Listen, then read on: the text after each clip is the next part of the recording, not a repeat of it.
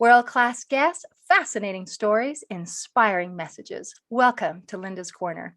My name is Linda Bjork, and today we're going to be talking about the empowering tool of humor. I'm excited to welcome special guest Prince Dumanat, otherwise known as Princey D. Prince is the co-host of Fight Insight podcast based out of Toronto. He is also a mental health and addictions nurse that primarily supports the children and adolescent population. You can reach Prince on Instagram at Fight Insight podcast, and I'll include a link in the description. Welcome, Prince. I'm so glad that you could join with me today.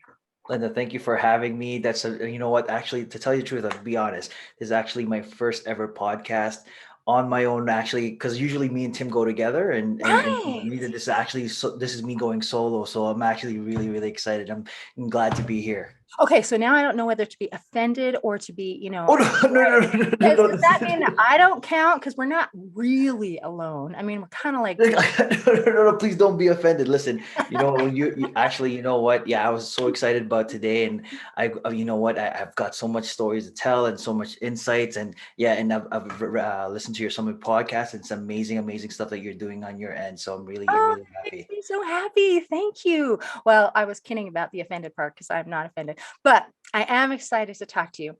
And I would love to hear your story because you are complicated. You're this mixture of tough and tender, funny. You run an MMA podcast. That's pretty tough. And you help heal children. I mean, that's tender. And then you like to be known as the goofy guy. So what is your story? What brought you from where you were, wherever, to here?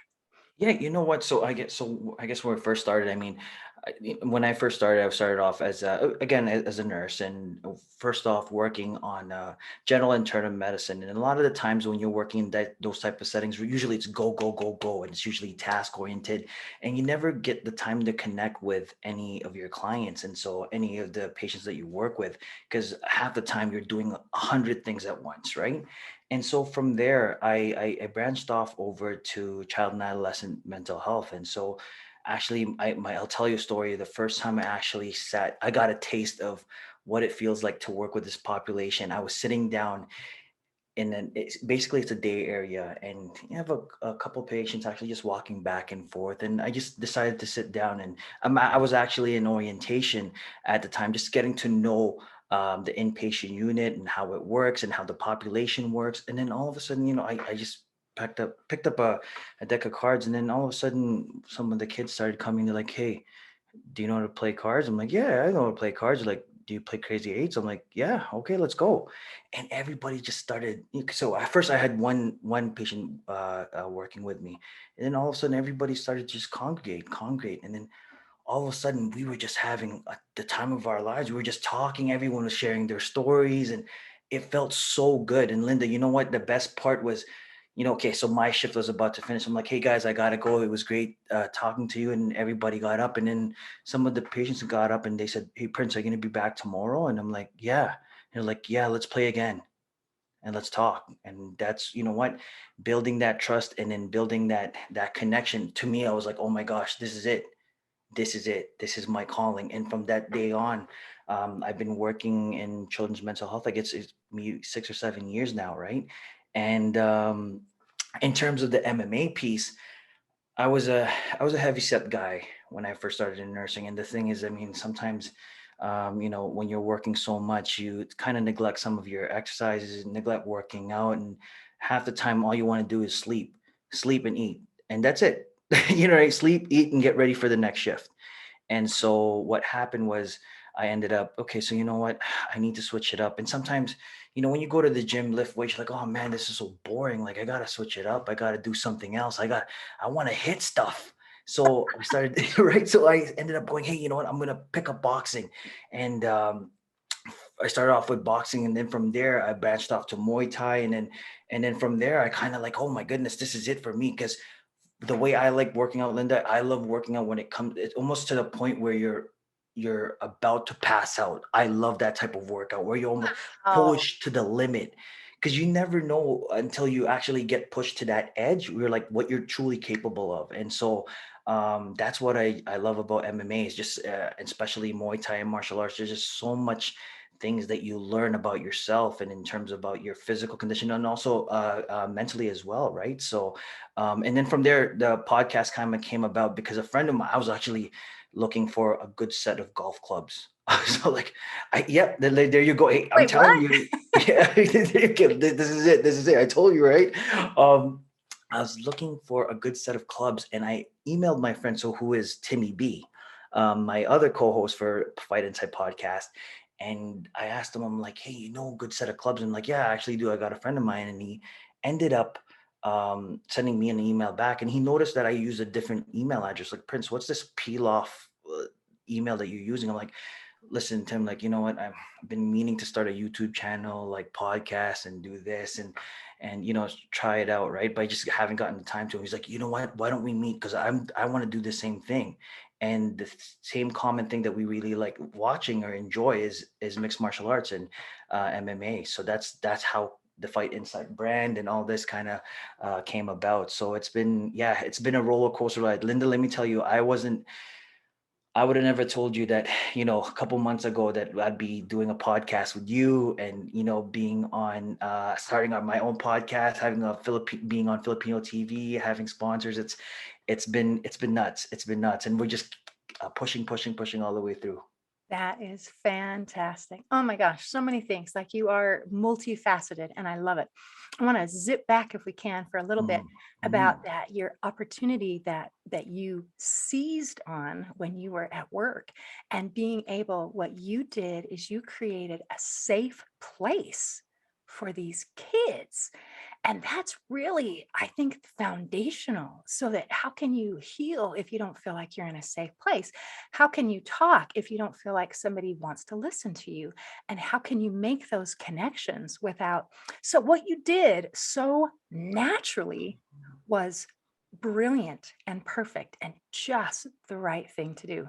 So that is amazing. I'm so pleased. And then golf clubs to podcast is the craziest story that I've heard as far as directions of how to get there. But I'm glad you did. And that's so awesome. And I'm excited to talk about MMA stuff just a little bit. Because mm. when I was reading through your stuff, and my husband is like you, he loves to punch stuff. So we have a little gym in our house and we've got a punching bag and he's got a great punch and he loves doing like boss workouts and stuff like that. Nice, nice. And my kids have black belts in Taekwondo. So I did lots of watching as, taking kids to where they needed to go. And when they were preparing for their black belts, my husband said, okay, now it's our turn. And I'm like, wait, what? And then he said, and we're going to do Krav Maga. And I'm like, wait, what? And so we signed up to do Krav Maga and I only signed up for a year. And oh my gosh, Prince, it was crazy because I am, if you may have noticed, a girl, and there weren't a lot of these kind of, people in this class. And so I am sparring with people who are half my age and twice my size. And as you might imagine, I didn't win a lot and it was really hard. And when you talk about doing hard things and working out till you're ready to die, one of the funny stories we have, well, lots of funny stories from Krav Maga, but our very, very first experience of being there, just the workout before we got into the techniques was so hard that my husband actually had to run to the bathroom and throw up. And then when it was time to like try to sign up Mm, for all the paperwork, it's like my hand was shaking so bad I couldn't even mm, write, and it looked like I was 4 years old, and it was crazy. And then when we finally got to where we could do our level 1 test, mm, and we had our instructor sublet the building. So for part of this gazillion hour test, we had to be outside in the parking lot while this Zumba class was meeting inside the building. So wow. we're out and we're doing push-ups and we're doing sit-ups and we had to do ladders, carrying a partner on our back. And I Mm, could not choose my husband as my partner because he's 6'2" and 220 pounds and I couldn't put him on my shoulders. yeah. So I'm like, okay, who's the guy here with the smallest stature that I could maybe partner up with? And so I'm doing these ladders and it was horrible. And some of the guys started throwing up and it was a hard test. And when we finally got to inside the building, to take a little break before we started, stabbing and trying to shoot guns at each other and choke each other and all that kind of stuff. And then, and I walk into this class and all these ladies are dancing and they're laughing and they're glistening while they're doing the Zumba. And I thought, I am so in the wrong class. I am in the wrong class. Wow. So, anyway, after a year, I'm like, I think I have learned sufficient. My husband did another year. So I just all the memories of all of the things, because it is an incredible experience when you are working out together like hard Mhm. and you have that chance to just connect with people. It's like if you suffer together, you just connect with, and it doesn't matter your social or economic status, you're experiencing something together that is Mhm. really hard.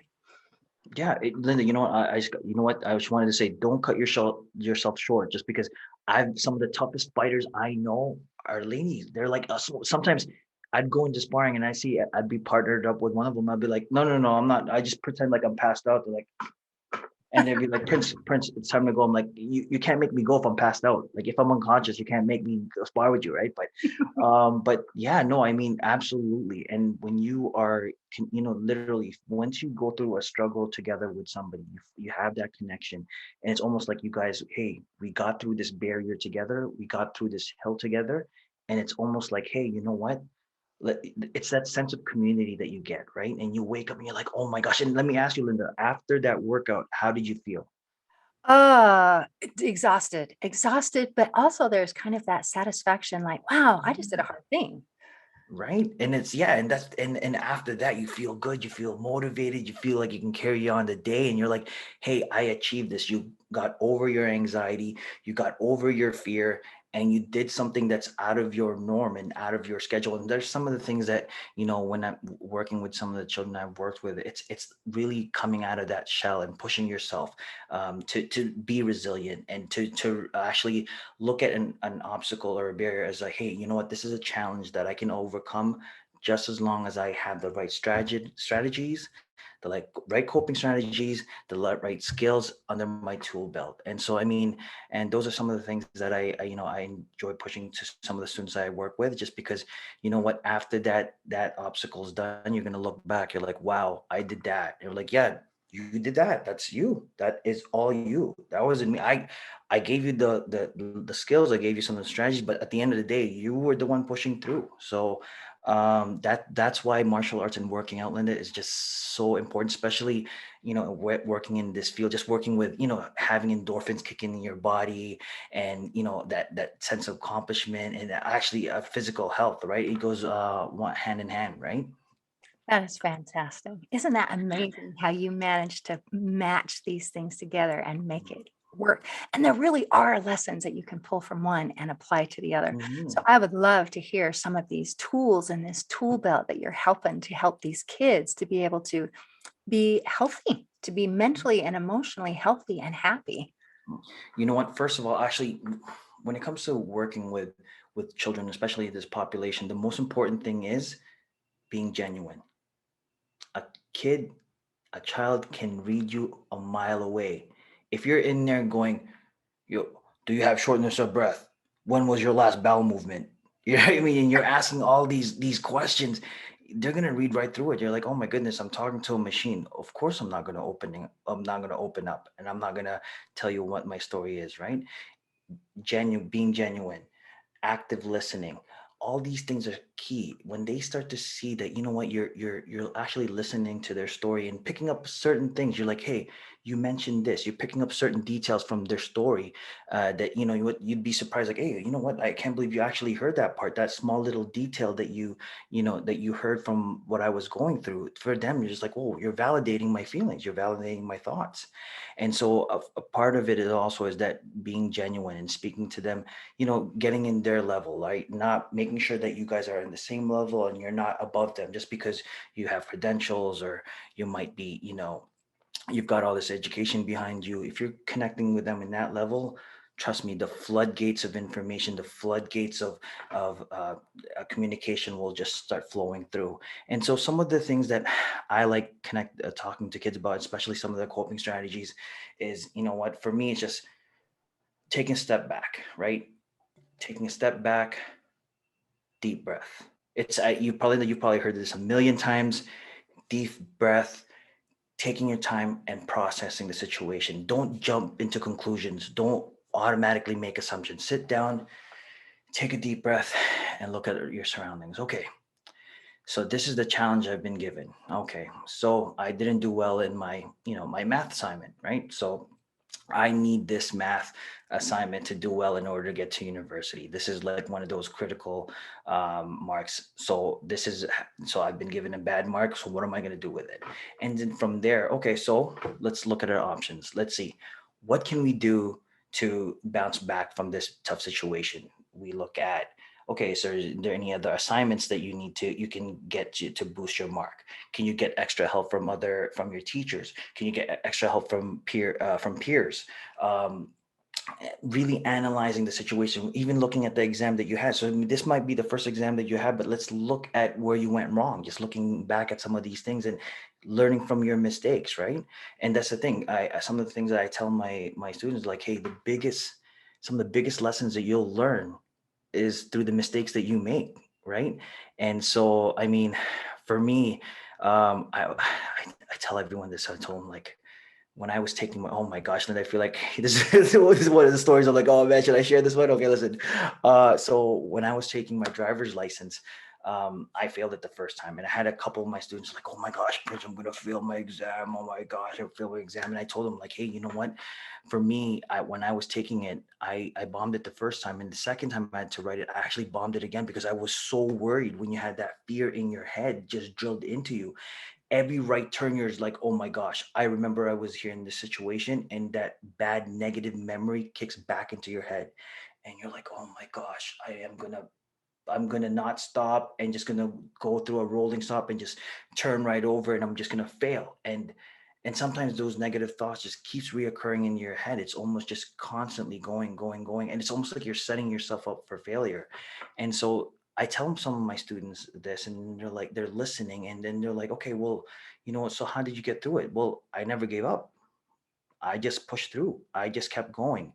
And the crazy thing is too, Linda, is that so the third time I passed my G2. So it's called a G2. There's a driver's license. And so me be leaving things in the last minute, you had to take another part of that driver's license in order to get your full driver's license, which is your G license, right? So that's it's up here in Toronto. That's how it works. So you go G1, you write your written exam.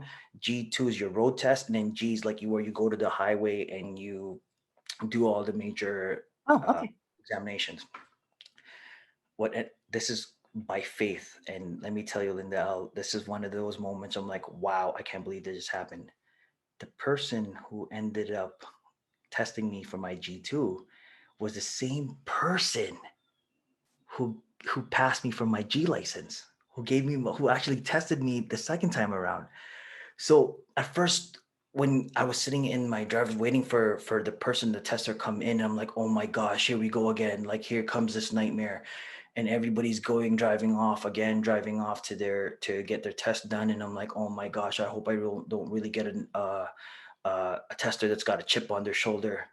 And then literally, as soon as a person came out, I'm like, oh my goodness, is that is that her? Is that her? Is that her?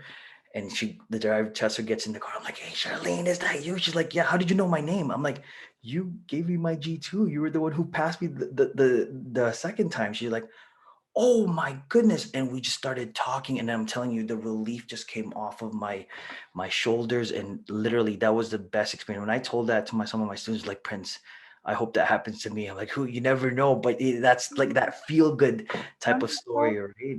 Like, so yeah, like, it's one of those things where literally um it was some of the best moments that were, like, really stuck to me. And some of those lessons that I learned from that test alone, it kind of carried on. And those are some of the things that I instill with some of my students, just letting them know that, hey, it's all right to make mistakes. It's all right to have to redo things over again. But just as long as you keep pushing through, and don't give up, and learn from what you made the mistakes from you had before, I'm telling you, you're gonna fly. We're gonna pass with flying colors. That is incredible. Okay, so I'm loving the tools that you're sharing. I love that you call them students and not patients. I think that that is amazing and brilliant. And I also loved, excuse me, that the first step you took is you worked on yourself. And it had to do with, that finding those openings and finding that place where you can be authentic and just play and to be a part of things.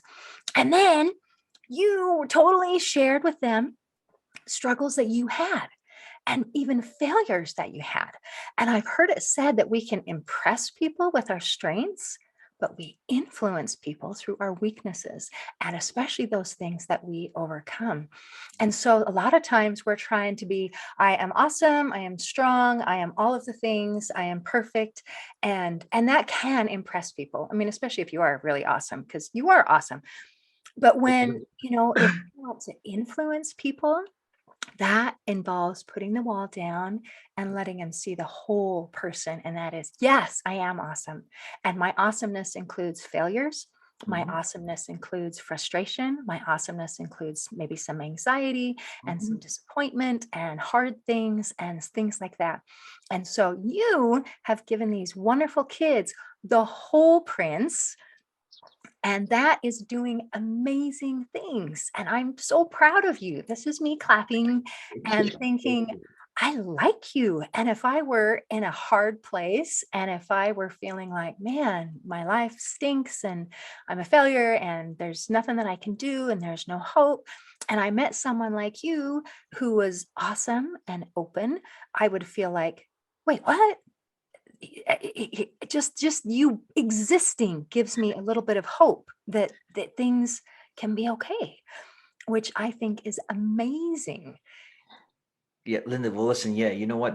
For me, the motto is simple: saving lives, taking names. That's my motto.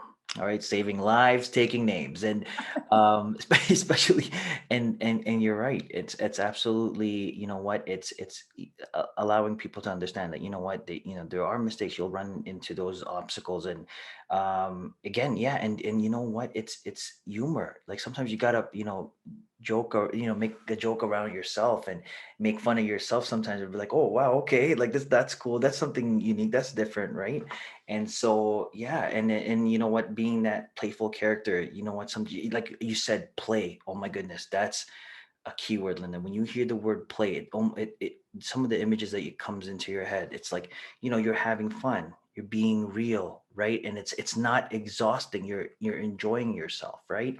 And so even playing cards with those kids, like we would be playing cards with some of the students, and be looking around, be like, listen guys, so if I don't win, I'm sending everybody in their rooms. And they're like, what?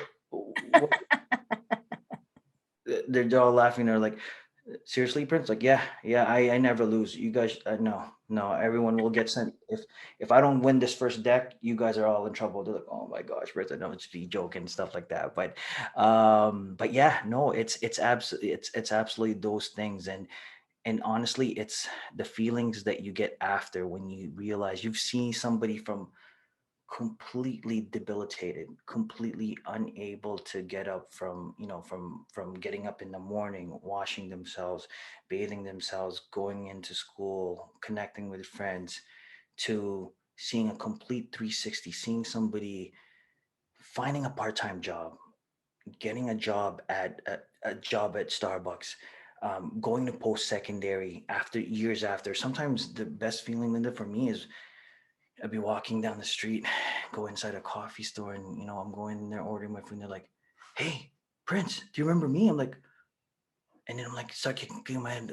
Remind me again. They're like, "I used to go to this school. You helped me out do this." I'm like, "Oh my goodness, what are you doing now?" Well, Prince, I'm a supervisor here now.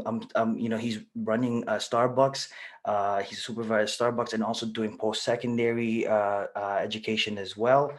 And I'm in there. I'm like, oh my gosh, I had a hand in this. This is amazing.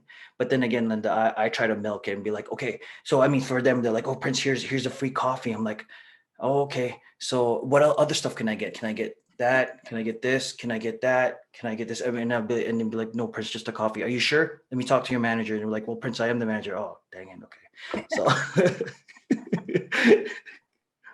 I love that. I know when you reached out to me and you mentioned your favorite tool is humor, and just even that very idea, that concept just made me smile because I love to laugh. And when I Yeah. have a chance to laugh, it just makes everything lighter. Like we all have burdens, burdens happen. And when we can laugh, everything feels lighter, like Yeah. you're going to be okay and things are going to be great. So I'm so glad that you brought that in. And you seem to have kind of a natural knack and a little bit of, I don't know, some sarcasm and kind of poking a little bit. And I wish, I can only be my version of me. I can't turn into you, but I love some of those things. Yeah, you know what, Linda, and actually it doesn't even have to apply to say students or patients and things like that. It can actually apply to say, I mean, in say general meetings when you're say, you say you're in a high intense meeting, you've got this in the agenda, that in the agenda, you got to take all of this. Sometimes just a well-placed joke could just lighten the mood and everybody just starts opening up, and it actually opens up everyone's communication. Everyone starts jumping in and keying in because at first everybody's testing the waters. Everyone's looking at each other. I'm like, okay, it's 7. It's 8 o'clock in the morning. No one's had their coffee. You got thrown into this meeting. You've got a lot of things to finish and check off. And you know what? Let's how are we gonna start off this day? And sometimes just lightening it up and just say, hey, blah blah blah, how's traffic, or it doesn't even have to be a joke. You just gotta, hey, how's everybody checking? Let's do a little check-in. How's everybody doing today? And once everybody starts opening up, there you go. That's when you just let the communication in, right? So you don't always have to be a comedian and start getting everybody's attention. Sometimes when you just see that, hey, someone's got their head down and they're not engaging as much, and you could sense it in their energy, and then you're like, hey, everything's cool, everything's all right. That little check-in, they're like, oh, okay, whoa, somebody noticed, right? And that sense of validation as well can kick in too, right?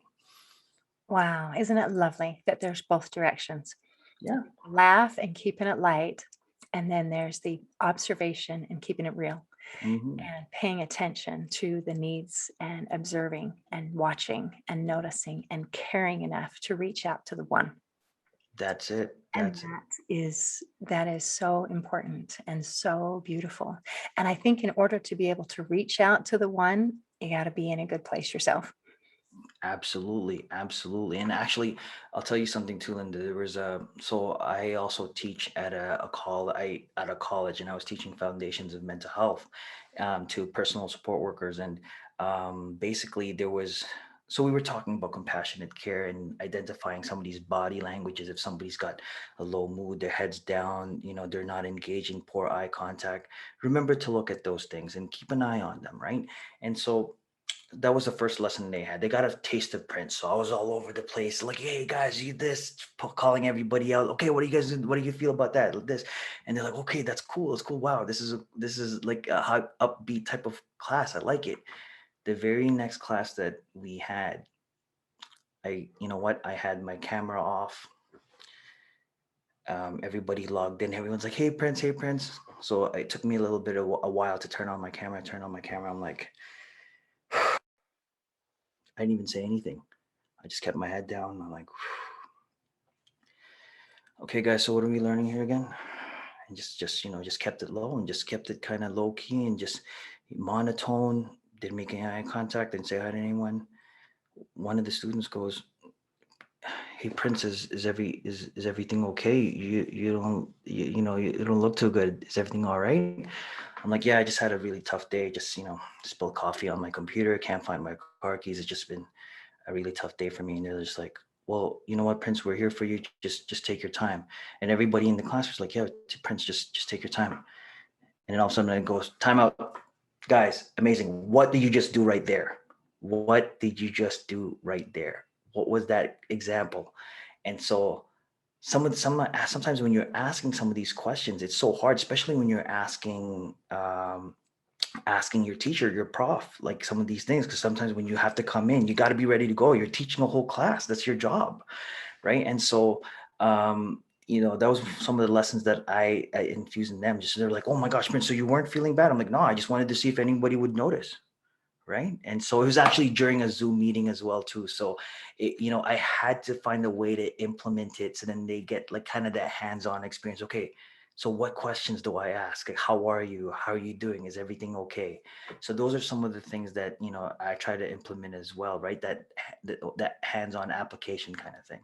That is Mhm. fantastic. And how clever, as we're working in a Zoom world still through the COVID stuff, to be able to find a way to make it hands-on by making it experiential, which you did. Yeah. And that's so cool.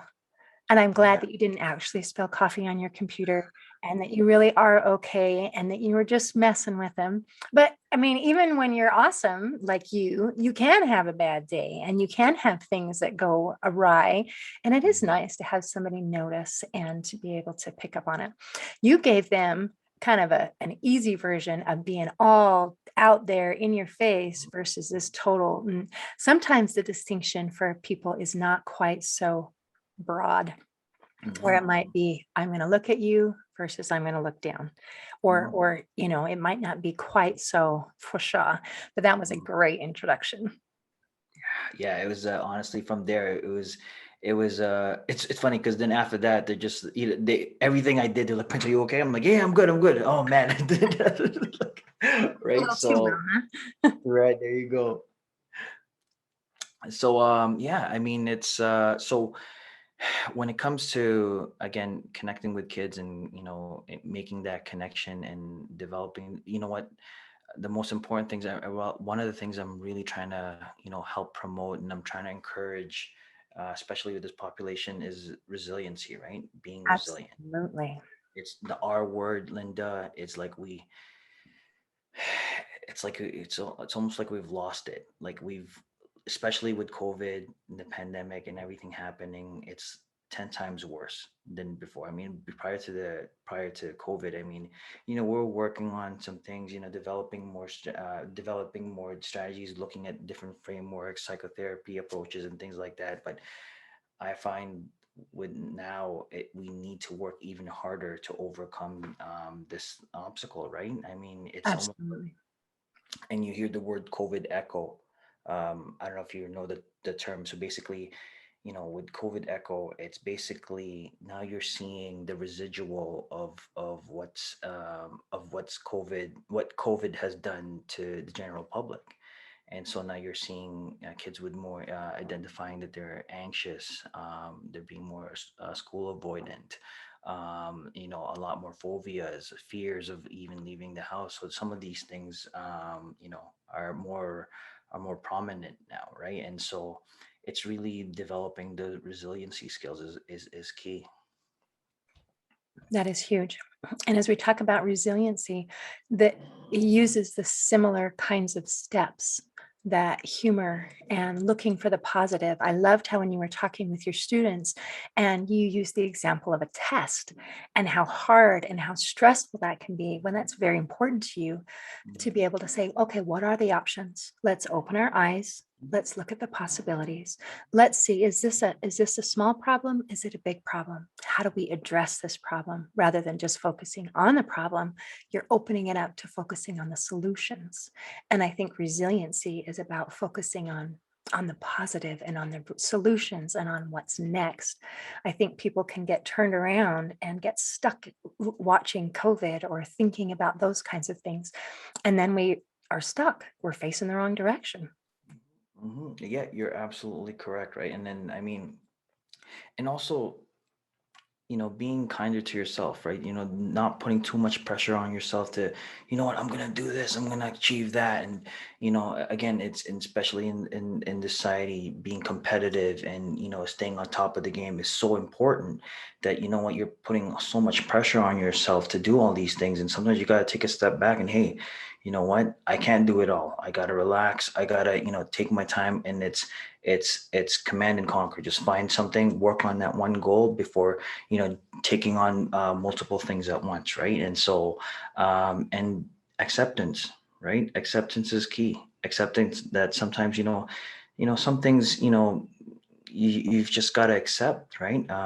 Sometimes you'll have a negative experience with a colleague, and you know what, you know, sometimes it happens, and you can't turn around and rechange that whole conversation, that argument. It happened, and so it's moving on from that. And okay, you know what, that's happened, it's time to move on and not staying stuck. And that's such a key word as well, staying stuck, and unsticking yourself, right, ungluing yourself from that situation, and like putting that aside and say, hey, okay, that's done, I'm on to the next one. Because you don't want to keep that. It's almost like that domino effect where you're constant, literally, like everything else is just like, oh my gosh, I failed this. I'm definitely going to fail that. Oh, I'm so going to fail this. Oh, I'm going to walk out that door and someone's going to have a sign that says, hey, you failed. And you didn't even do anything yet.